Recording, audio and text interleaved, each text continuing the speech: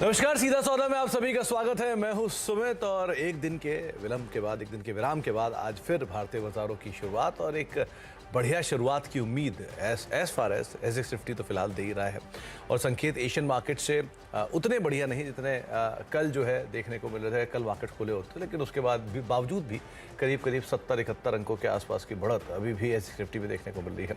Hang Seng करीब flat to negative tone पर है। निकाई में रफली 223 अंकों का उछाल देखने को मिल रहा है, करीब 1% की बढ़त वहां पर आपको दिखाई पड़ेगी और बाकी एशियन मार्केट से मिले जुले टोन के साथ कामकाज कर रहा है। लेकिन क्रूशल है कि मार्केट्स में भारतीय बाजारों में एटलीस्ट इंट्रिंसिक स्ट्रेंथ दिख रही है और हम अप्रोच कर रहे हैं क्यों जो गोइंग फॉरवर्ड अर्निंग्स हैं उसको, और उससे ठीक पहले भारतीय बाजारों के अंदर एक मूव आता हुआ दिखाई पड़ेगा। तो नीरज जी, अंतर्राष्ट्रीय बाजारों के संकेत कैसे माने? अच्छे मानना चाहिए। 2 दिन में 1500 पॉइंट की रैली जो हुई थी उसमें कल लास्ट आवर वाला जो सेल ऑफ था वो 400 अंकों का 500 अंकों का डाउ में ऊपर से नहीं रिकवर हो गया ना फिर वो। हाँ, तो मतलब वो झटका 40-42 पॉइंट हम कम कर लो अगर आपको बहुत ऐसा लग रहा है तो भी 700 पॉइंट ऊपर चला था वो तो इसलिए आपको एसएक्स निफ्टी ऊपर दिख रहा है। लेकिन ये सब नंबर्स होते हैं ना कि उतना चला तो मैं इतना एडजस्ट करूँ, ये कोई फार्मूला थोड़ी है कि यूएस उतना चला तो मैं भी उतना चलूँगा या उतना गिरा तो मैं भी गिरूँगा। हमारी चाल अलग है, हमारे रूल्स अलग हैं।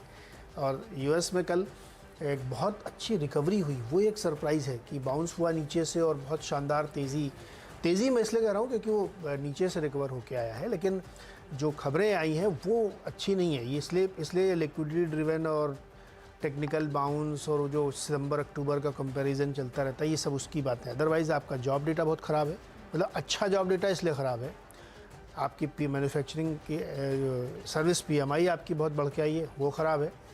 तीसरा, कच्चे तेल में 20 लाख बैरल पर डे, इतनी बड़ी प्रोडक्शन कट 2-3 साल बाद हुई है और ये इमर्जिंग मार्केट्स के लिए दिक्कत करेगा भारत जैसे देशों को। अभी तो हमको विंडफॉल हटाने का मौका ही मिला था, फिर लगा दिया ना, $94 पे पहुँच गया क्रूड और विंटर आ रहा है, सप्लाई की और कंस्ट्रेंट होगी। SPR वहाँ से रिलीज़ नहीं होगा US से अब, तो चारों तरफ से क्रूड का झटका तो रहेगा। अब कितना भारतीय बाजार इसको सहन कर लेते हैं, ऊपर से हमारी करेंसी भी वीक है, तो थोड़ा सा एक डिफ़िकल्ट टाइम है, बहुत ही कैश 22 वाली सिचुएशन है। तो मुझे लगता है फंडामेंटली तो कोई अच्छी खबर नहीं है US से और उसको आपको देख के ही बिहेव करना चाहिए। ऊपरी स्तर पे खींच दिया मार्केट, वहाँ से लोगों ने सेल कर दिया, पता नहीं होगा। हाँ, लेकिन ये है कि थोड़ा बहुत अच्छी खबरें जहाँ पे स्टॉक्स में, तो टीम लगभग उसी टाइप से बनी। तो स्टॉक स्पेसिफिक अप्रोच, हाँ एकदम वही रखना ही चाहिए। तो आज क्या मतलब तो हमारे साइड पे ज़्यादा, शॉर्ट साइड पे ज़्यादा, बराबर रहेंगे। अच्छा, 50-50 दोनों साइड के मौके होने चाहिए। तो 50-50 का रेशियो नीरज जी की तरफ से, मेरी तरफ से रेशियो है उसमें मेजरली आपको 70% स्टॉक तेजी में है, 2-3 स्टॉक जहां पे प्रॉफिट टेकिंग शायद देखने को मिल सकती है। तो शुरुआत करता हूं पहले मैं 3 स्टॉक्स के साथ जहां पर एक जैसे ही ट्रिगर आपको दिखाई पड़ेंगे। पहला नाम यूनाइटेड स्पिरिट्स, दूसरा नाम रेडको खैतान, तीसरा नाम GM ब्रिवरीज। तीनों ही लिकर स्टॉक्स को चुनने की वजह, पहले 2 को चुनने की वजह तो ऑब्वियसली बात है वो डिमांड साइड जो बहुत समय से रुकी हुई थी वो रिवाइव होनी शुरू हो गई है और ये मान लीजिए कि जितने समय से अब तक डिमांड स्टक थी वो वापस अब पिकअप करना शुरू करेगी दोबारा। जितने होली मंथ्स थे, नवरात्रि और जितना भी कल दशहरा, उसके बाद से वापस डिमांड पिकअप करना शुरू करेगी और ये शायद बाजार ने कुछ हद तक डिस्काउंट करना शुरू किया भी था। शुक्रवार के सत्र में अगर आप यूनाइटेड स्पिरिट्स पर नजर डालेंगे तो डे हाई के आसपास क्लोजिंग थी। हो सकता है एक बार को आज वो शुरुआती कारोबार में प्रॉफिट टेकिंग दिखा भी दे, लेकिन हर लोअर लेवल्स को शायद बाय किया जाएगा। तो इसीलिए आप यूनाइटेड स्पिरिट्स पहला नाम होगा जिसके ऊपर नजर रखेंगे। त्योहारों से पहले यहाँ पर वापस पिकअप आता हुआ दिखाई पड़ सकता है डिमांड के अंदर। सेटअप भी स्टॉक का बेटर साइड पर है, नीचे की तरफ 820-830 के जोन से पुल बैक लेता भी है, तो इस लिहाज से भी आप इस पर ध्यान रखेंगे। इसके अलावा रेडको खैतान दूसरा नाम है, इसने उस दिन इतना पार्टिसिपेट नहीं किया इसलिए शायद इसका पार्टिसिपेशन आज ज़्यादा बेटर दिखाई पड़े यूनाइटेड स्पिरिट्स से। तो रेडको खैतान, यूनाइटेड स्पिरिट्स, इस लिहाज से आप नजर रखेंगे। इसी में आप GM ब्रिवरीज भी शामिल कर सकते हैं, लेकिन GM ब्रिवरीज में दूसरा ट्रिगर भी है कि इनके 11 तारीख को अर्निंग्स भी आने वाले हैं और आमतौर पर अर्निंग से पहले GM ब्रिवरीज में कुछ मूव आता भी है। तो लिकर के 2 नाम में यूनाइटेड स्पिरिट्स, रेडको खैतान और तीसरा नाम GM ब्रिवरीज जो कि लोकल महाराष्ट्र बेस्ड कंपनी है और यहाँ पर पिकअप ऑब्वियसली बात आएगा उसके बाद, तो आप अदरवाइज इस पर नज़र रखें, शायद यहाँ मूव बनता हुआ दिखाई पड़े। तीनों लिकर स्टॉक्स मोमेंटम के आधार पर एटलीस्ट आप देख सकते हैं। ओके, तो मेरी टीम में जो अगले 3 स्टॉक है उसमें 2 शुरुआत में ऑयल से रिलेटेड हैं। ONGC और ऑयल इंडिया, इसमें बहुत ट्रिक है एक्चुअली। ट्रिक ये है कि क्रूड ऑयल में तेज़ी आ गई है, 10% कच्चे तेल की कीमतें ऊपर भागी हैं, तो ये इन जैसी कंपनीज़ के लिए अच्छा है। लेकिन अभी सरकार जागेगी और फिर विंडफॉल लगाना शुरू कर देगी, है ना, जैसे ही बढ़ेगा तो वैसे लगा देगी, तो कम से कम 10-15 दिन की राहत आप मान सकते हैं। लेकिन मैं इसलिए कह रहा हूँ क्योंकि क्रूड ऑयल की जो सप्लाई है बहुत ही कंस्ट्रेंट पूरी दुनिया में हो रही है, और ऐसे मौके पर ONGC के लिए बिड करने का जो रास्ता खोला गया है कि आप घरेलू कंपनीज़ को भी बिडिंग करके, यानी बोली लगा के आप बेचेंगे, कोटा सिस्टम खत्म कर दिया गया है। तो अभी कुछ दिन पहले खबर आई थी कि उन्होंने $8 से $10 ऊपर बेचा है माल अपना बिडिंग करके, तो ये इनके लिए बड़ी अच्छी खबर। तो मुझे लगता है जैसे जैसे क्रूड ऊपर जाएगा बिडिंग प्राइसेस और ऊपर जाएंगी, तो ये एक हेज होगा उस विंडफॉल के अगेंस्ट में। और स्टॉक ऑलरेडी बहुत ही करेक्टेड है, तमाम ब्रोकरेज रिपोर्ट्स आप देखिए तो ONGC उनकी टॉप पिक है ऑयल सेक्टर में, OMCs बिल्कुल किसी की टॉप पिक नहीं है। तो मुझे लगता है कि इनको थोड़ा फ़ायदा हो सकता है और दाम बढ़ने का फ़ायदा रियलाइजेशन में संभव है।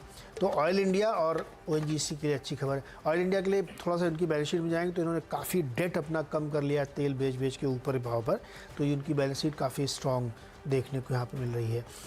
तीसरा और चौथा मैं बताता हूँ, चूँकि सेम खबर है दोनों की। तीसरा स्टॉक है भारत फोर्ज और GN एक्सेस, दोनों एक ही खबर पे है।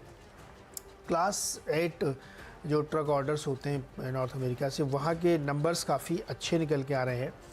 53,700 यूनिट्स बेची गई हैं, और ये नंबर जो है मंथली ऑर्डर जो है हाईएस्ट है, और 150% की मंथ ऑन मंथ ग्रोथ देखने को मिल रही है, और 34% की ग्रोथ YOY है।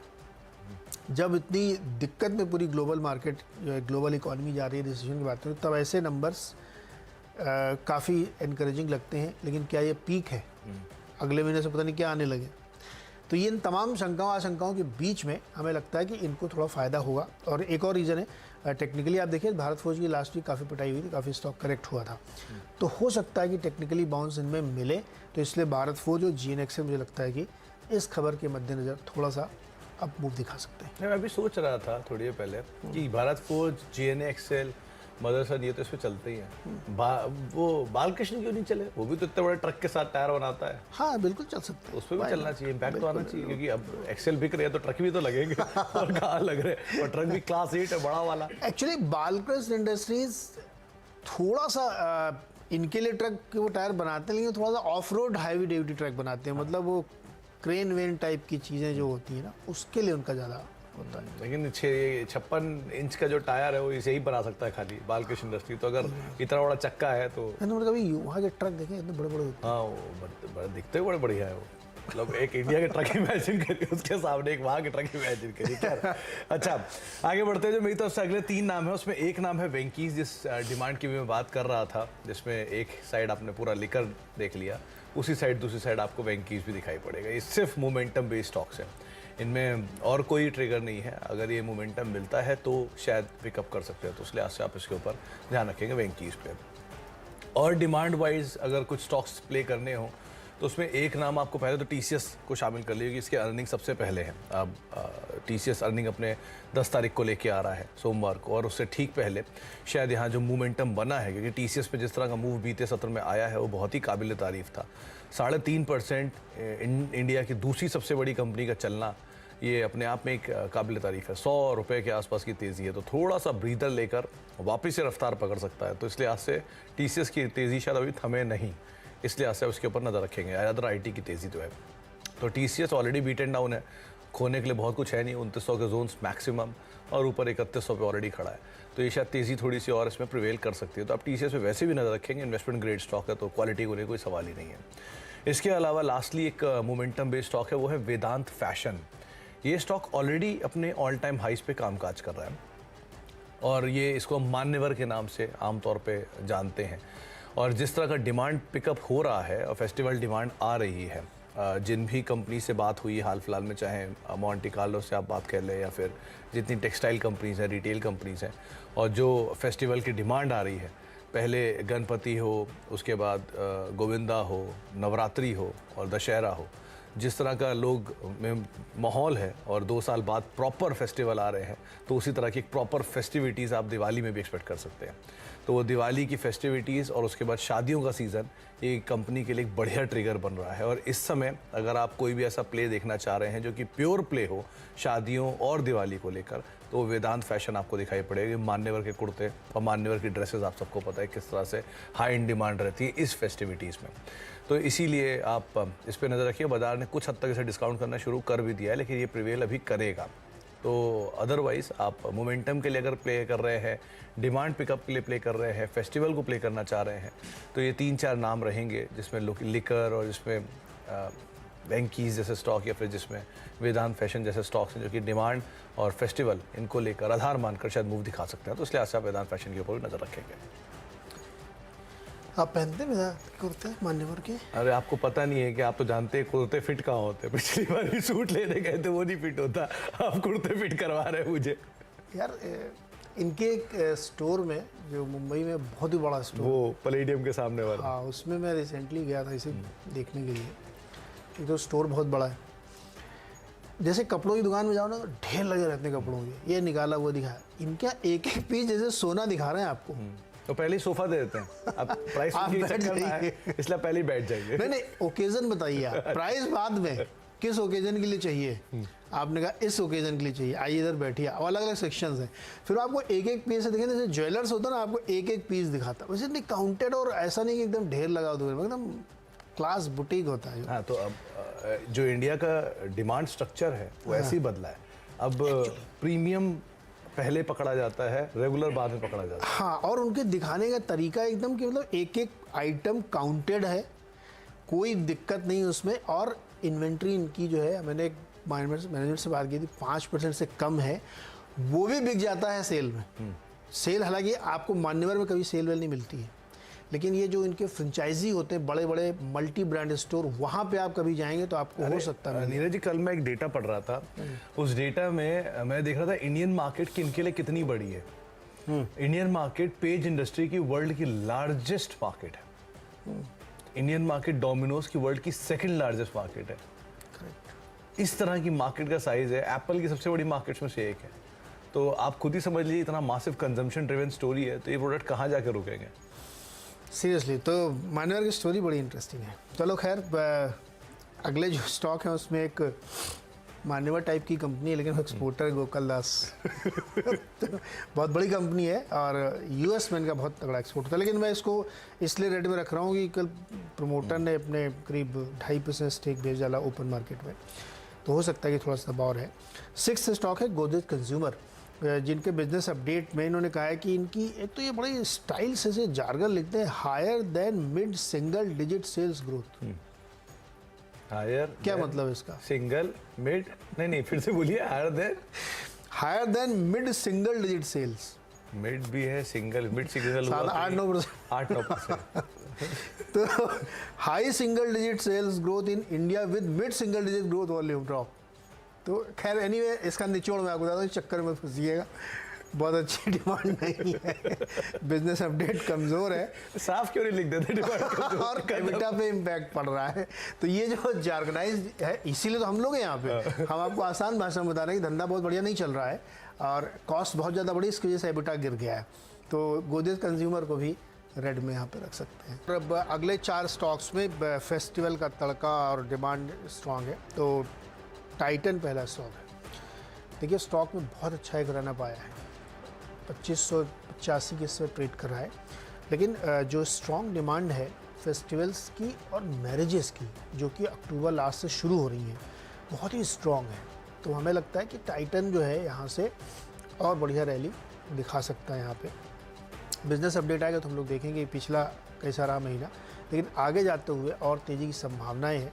बाज़ारों में खूब भीड़ है और जिसको ना पेंटअप डिमांड है वो देखने को मिल रही है। और जुबिलेंट फूड तो कहने की ज़रूरत ही नहीं है, लंबी लंबी जो छुट्टियां और वीकेंड बढ़ रही हैं उसमें कंजम्पशन तेज़ी से बढ़ रहा है, तो ये भी फेस्टिवल की वजह से लिया है। फिर 9th और 10th स्टॉक हैं एविएशन के, इंडिगो और स्पाइस जेट। देखिए, अभी एक क्रेडिट स्विस ने रिपोर्ट रखी है आउट परफॉर्म रेटिंग की, 2350 रुपये का टारगेट इंडिगो के लिए। आपने ट्राई किया फ्लाइट की टिकट?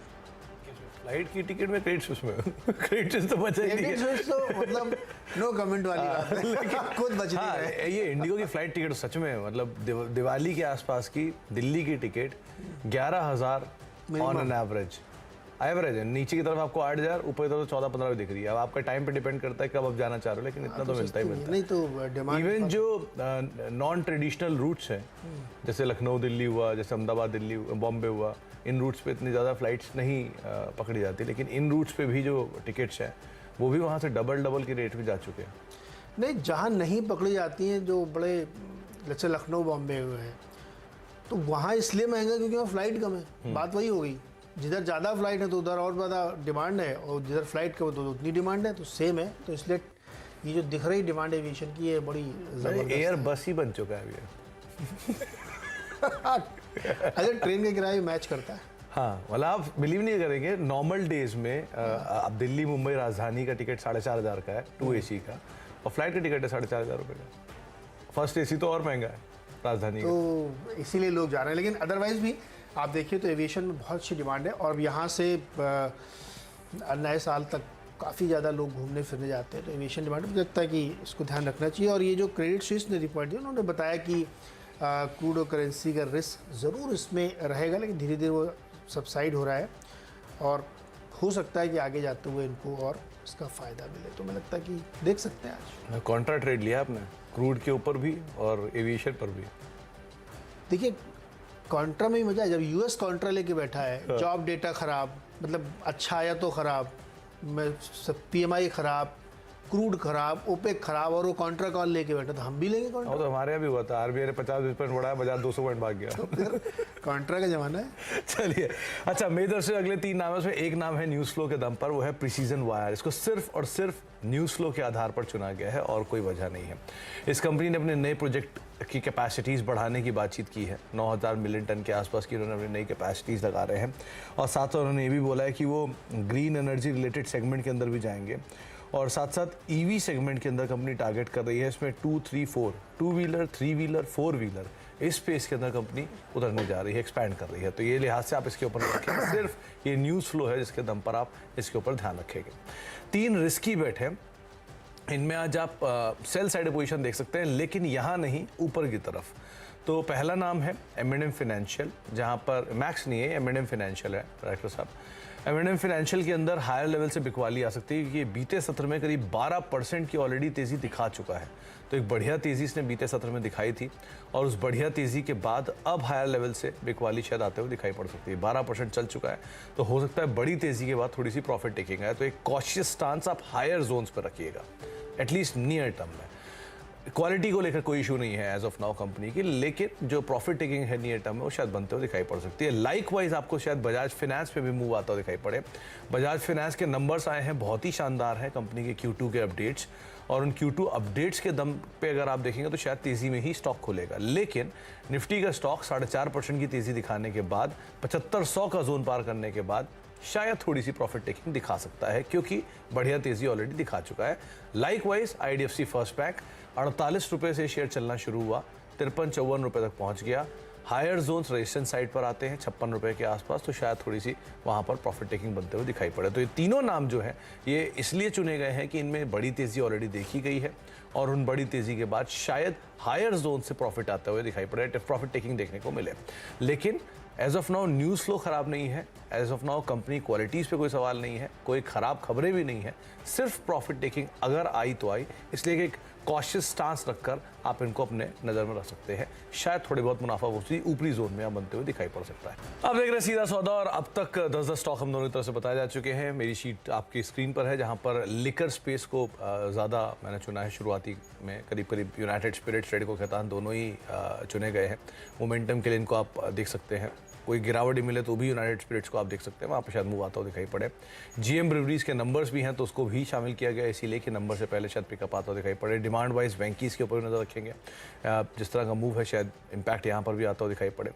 नंबर से ठीक पहले TCS के ऊपर ध्यान रखें, करीब 3.5% का मूव था बीते सत्र में, लेकिन उसके बावजूद भी शायद यहाँ मूव अभी भी कैरी फॉरवर्ड करे। सोमवार को नंबर से उससे ठीक पहले यहाँ तेज़ी रहे। इसके अलावा वेदांत फैशन ऑलरेडी ऑल टाइम हाइस पर शेयर कामकाज कर रहा है। एक स्ट्रॉन्ग फेस्टिव डिमांड तो यहाँ पर रहती ही है, और साथ साथ गोइंग फॉरवर्ड जो सीज़न आ रहा है खासतौर से दिवाली और शादियों का, वो भी इस कंपनी के लिए एक अच्छा ट्रिगर बन के सामने आ सकता है। तो उस लिहाज से आप वेदांत फैशन पर नज़र रखेंगे। प्रीसीजन वायर, जहाँ पे कंपनी ने एक अपडेट दिया है कि इन्होंने एक्सपैंड किया है अपनी कैपेसिटीज़ को। उसके अलावा ईवी स्पेस में 2 व्हीलर, 3 व्हीलर, 4 व्हीलर तीनों के अंदर भी कंपनी एक्सपैंड कर रही है। तो आप प्रीसीजन वायर पर उस लिहाज से नज़र रखेंगे। Slightly profit taking higher levels पे आती हुई दिखाई पड़ सकती है M&M फाइनेंशियल में, बजाज फाइनेंस में और IDFC फर्स्ट में। तो ये तीनों आप ऊपरी स्तरों पर शायद थोड़ी बहुत बिकवालीन में आते हुए दिखाई पड़ेगी आपको। तो एक प्रॉफिट टेकिंग जोन्स बनते हुए दिखाई पड़ सकते हैं। तो उस लिहाज से आप नज़र रखेंगे। तो टीम में कई सारे स्टॉक्स हैं जहाँ पे बहुत सारी खबरें हैं और कई सारे स्टॉक हैं जो फेस्टिवल की वजह से होंगे। तो आप नजर डालिए इसमें ONGC ऑयल इंडिया, और वो मैंने इसलिए लिया है क्योंकि क्रूड बढ़ा है तो जो इनके लिए बेनिफिशियरी हो सकता है, लेकिन एक हैंगओवर भी है। जैसे ही बढ़ता है फिर वो विंडफॉल की वसूली शुरू हो जाती है, लेकिन कम से कम 10-15 दिन की तो रियायत है। तो आपको इस पर नज़र रखना चाहिए कि ONGC ऑयल इंडिया हो सकता है। इसके अलावा भारत फोर्ज और GN एक्सेल्स, क्योंकि जो क्लास 8 ट्रक्स की जो सेल नंबर आए हैं वो एक्स्ट्रॉर्डनरी बढ़िया 150% की ग्रोथ देखने को मिली है। तो यहाँ उम्मीद रखनी चाहिए। गोकुलदास एक्सपोर्ट्स में प्रोमोटर सेलिंग है 2.5% की, और गोदरेज कंज्यूमर का जो बिजनेस अपडेट आया है वो काफ़ी कमज़ोर है। टाइटन और जुबिलेंट फूड इसलिए क्योंकि जो फेस्टिवल डिमांड है वो काफ़ी बेहतरीन यहाँ पे देखने को मिल रही है और उम्मीद है कि ये कंटिन्यू रहेगी। इंडिगो और स्पाइस जेट इसलिए क्योंकि फेस्टिवल डिमांड बहुत ज़्यादा है और इनके लिए एक क्रेडिट लाइन भी इजी की जा रही है, तो जिससे ऐसा लगता है कि शायद इसमें काफ़ी बेहतर फ़ायदा होता हुआ इनको देखने को मिल सकता है। ये कुछ स्टॉक्स हैं जहाँ पे खबरों के आधार पर इनको देखा जा सकता है।